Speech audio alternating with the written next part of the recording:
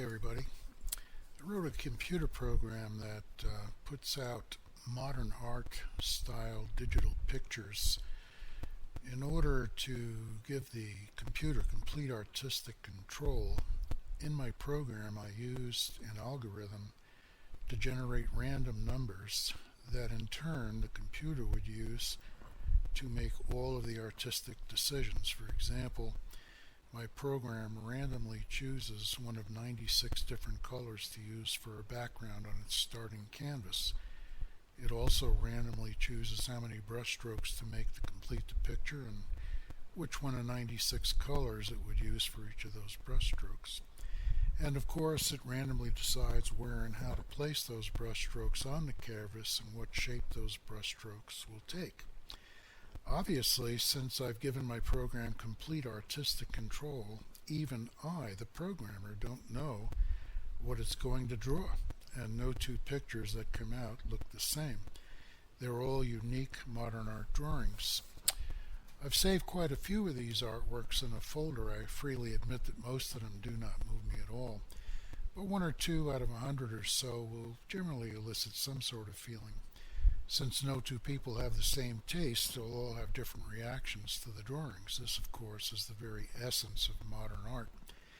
As you know, some wealthy collectors pay millions of dollars for a piece of modern artwork that most people would regard as pure trash. So whether something is deemed to be art or not, or just a bunch of squiggly lines, is strictly in the eye of the beholder. Now what you're looking at here is the computer actually drawing pictures. When I hit run on my program, window pops up, picks a background color, and he starts painting. And of course he has a very large palette, 96 different colors to choose from, not just for the background, but for each and every brushstroke he chooses to make. And again, he chooses how many brushstrokes to make, where to start, where to end, what shape they take, and so on. But as you can see, it's very interesting to watch him work, and it doesn't really take him very long to paint a picture, usually about a minute, depending again on how many brushstrokes he decides to do and how much time he takes with them. But when he's done, he gives you a moment or two, like right now, to look at the picture, and then I have a loop in the program, and boom, now he's making a whole new picture. And of course, I can save them off to a folder at the end of each picture, so that I begin to really build quite a big library of pictures that he has made. Now, let me take a minute to show you the actual program I use.